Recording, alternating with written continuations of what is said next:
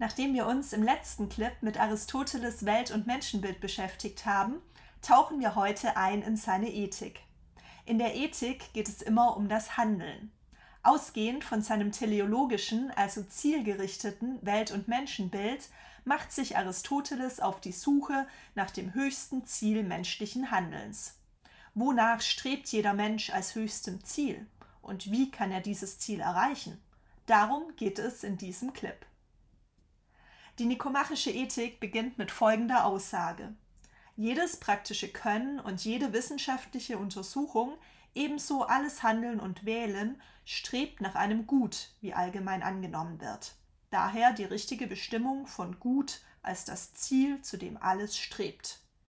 Aristoteles hat, wie wir aus dem letzten Clip wissen, ein zielgerichtetes, ein teleologisches Weltbild. Nun will er herausfinden, was das höchste Gut aller Menschen ist. Gut definiert er dabei als das Ziel, zu dem alles strebt. Aristoteles geht davon aus, dass alle Ziele hierarchisch geordnet sind. Ein Ziel hat also immer wieder ein anderes, übergeordnetes Ziel. Jeder Zweck einer Handlung wird wieder zum Mittel für den nächstfolgenden, höheren Zweck. Du gehst zum Beispiel in die Schule, um etwas zu lernen. Lernst, um gute Noten zu bekommen, willst gute Noten bekommen, um ein gutes Abitur zu machen. Machst ein gutes Abitur, um einen guten Beruf zu ergreifen. Und warum möchtest du einen guten Beruf haben? Vielleicht, um viel Geld zu verdienen. Vielleicht, um Spaß zu haben. Vielleicht wegen der Anerkennung, die du dabei bekommst. Vielleicht auch, weil du in diesem Beruf dein Können unter Beweis stellen kannst oder weil du zum Beispiel als Wissenschaftlerin Dinge ergründen und Wissen erlangen möchtest. Und warum möchtest du Geld, Spaß, Anerkennung, deine Talente entfalten oder die Welt ergründen? Nun, um glücklich zu sein. Das Endziel allen menschlichen Handelns ist das Glück. Alles, was Menschen tun, tun sie, um glücklich zu werden. Es gibt kein höheres Lebensziel als das Glück.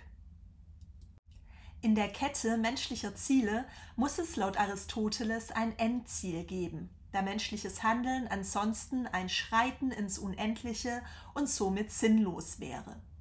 Dieses Endziel ist das Glück. Unter Glück versteht Aristoteles aber kein zufälliges Glück, das einem unverdient zukommt. Er meint mit Glück die Eudaimonia, also das Glück im Sinne eines glücklichen, also guten und gelungenen Lebens. Deshalb nennt man Aristoteles Ethik auch eudaimonistische Ethik. Das höchste Gut, dasjenige, wonach alle Menschen streben, der letztendliche Zweck aller menschlichen Bemühungen ist die Eudaimonia. Diese wird nämlich um ihrer selbst willen angestrebt und nicht als Mittel zu einem noch höheren Zweck. Doch was ist die Eudaimonia? Was macht ein glückliches, ein gutes und gelungenes Leben aus? Aristoteles schreibt dazu im ersten Buch seiner nikomachischen Ethik: In seiner Benennung stimmen fast alle überein. Das Glück, so sagen die Leute und so sagen die feineren Geister, wobei gutes Leben und gutes Handeln in eins gesetzt werden mit Glücklichsein. Aber was das Wesen des Glückes sei, darüber ist man unsicher, und die Antwort der Menge lautet anders als die des Denkers. Um die Eudaimonia, das gute und gelungene Leben, genauer definieren zu können, muss Aristoteles untersuchen, wie Menschen ihr Leben führen und welche Ziele sie dabei verfolgen. Aristoteles unterscheidet 3 unterschiedliche Lebensformen. Auf der untersten Stufe steht das hedonistische Leben, das Leben der Lust oder des Genusses. Aristoteles sagt, dass die meisten Menschen diese Lebensform wählen. Primitive Menschen suchen ihr Glück, indem sie ihre unmittelbaren Bedürfnisse befriedigen und möglichst viel Spaß haben. Aristoteles nennt ein solches Leben sklavenartig, da man sich abhängig von seinen Trieben macht. Dieses Leben ist rein auf Bedürfnisbefriedigung ausgerichtet. Der Mensch unterscheidet sich in dieser Lebensform nicht vom Tier. Die zweite Lebensform ist das politische Leben, ein Leben in der Gemeinschaft mit anderen. Ziel hierbei ist es, seine Tüchtigkeit, seine Tugenden zu verwirklichen. Manche Menschen möchten dafür Ehre, Anerkennung oder Macht erlangen. Diese Lebensform wählen laut Aristoteles einige Menschen. Ehre kann jedoch laut Aristoteles nicht das höchste Gut sein.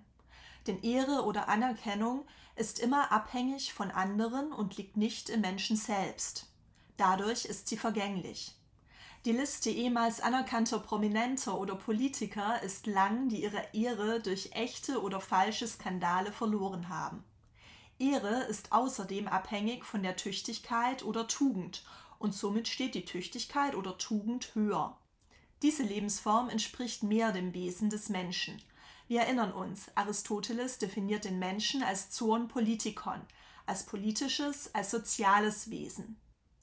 Das auf Gelderwerb ausgerichtete Leben klammert Aristoteles komplett aus, denn Geld ist nur ein Mittel zum Zweck, entweder um seine Lust zu befriedigen, zum Beispiel durch Essen, Trinken, Urlaub oder Sex, oder um Anerkennung bzw. Macht zu erlangen. Die dritte und höchste Lebensform ist das betrachtende, theoretische, philosophische Leben. Diese Lebensform wählen nur wenige. Gemeint ist ein Leben, das auf Erkenntnis und Aneignung von Wissen ausgerichtet ist. Diese Lebensform hält Aristoteles für die beste. Schauen wir uns genauer an, warum. Aristoteles nennt mehrere Gründe, weshalb das betrachtende, theoretische, philosophische Leben das Beste ist. Die Vernunft ist das Beste im Menschen und das, was ihn als Mensch ausmacht. Sie ist das Ergon des Menschen. Aristoteles definiert den Menschen nicht nur als zoon politikon, sondern auch als zoon logon echon, als sprach- und vernunftbegabtes Wesen. Durch die Vernunft, den Logos, kommen wir Aristoteles Ansicht nach dem Göttlichen am nächsten. Man kann diese Tätigkeit zudem anhaltend ausüben. Man kann nämlich anhaltend, permanent denken, nicht aber zum Beispiel permanent essen oder Sex haben. Tätigkeiten der Vernunft sind außerdem rein und beständig. Bei der Ausübung des theoretischen Lebens hat man Muße, ist also frei von Ermüdung. Und schließlich ist man in der Ausübung der Theoria autark. Denn man kann die Tätigkeit alleine machen und ist somit nicht abhängig von anderen. Sie wird außerdem um ihrer selbst willen geliebt. Das betrachtende, theoretische, philosophische Leben ist also die beste Lebensform, um das höchste Glück zu finden. Nicht umsonst hat sich Aristoteles selbst für diese Art von Leben entschieden. Doch reicht es tatsächlich aus, sich wissenschaftlich oder philosophisch zu betätigen, um glücklich zu sein? Aristoteles war nicht weltfremd oder komplett abgehoben. Er wusste sehr wohl, dass ein glückliches, gelungenes Leben nicht nur in der Ausübung der Vernunft besteht. Damit das Leben eines Menschen glücklich genannt werden kann, muss das Glück zum einen das ganze Leben lang andauern. Zum anderen benötigt man gute äußere Verhältnisse, wie Wohlstand, Freundschaft, eine gute Herkunft, Nachkommen, Anerkennung und gute körperliche Voraussetzungen, also Gesundheit, Schönheit, physische Stärke, Sportlichkeit. Die äußeren und körperlichen Güter hängen teilweise auch vom Zufall ab. Mithilfe der Vernunft jedoch kann der Mensch die seelischen Güter, die Tugenden entwickeln.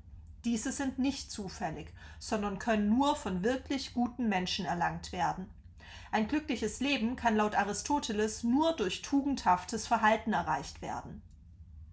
Aristoteles meint, dass der Mensch die Eudaimonia, also ein gutes, glückliches Leben, nur verwirklichen kann, indem er sein Wesen, sein Ergon vollendet. Zu diesem Wesen gehört die Gemeinschaft mit anderen, aber vor allem die Vernunft. Um glücklich zu werden, muss der Mensch seine Tugenden ausüben, und zwar entweder im politischen Leben oder, besser noch, im theoretischen, betrachtenden Leben. Was Aristoteles unter Tugenden genau versteht und wie diese entwickelt werden können, erfährst du im nächsten Clip dieser Reihe. Mit dem Quizlet-Lernset Aristoteles menschliche Ziele und Lebensformen kannst du dein Wissen jetzt überprüfen. Viel Spaß beim Lernen und bis bald!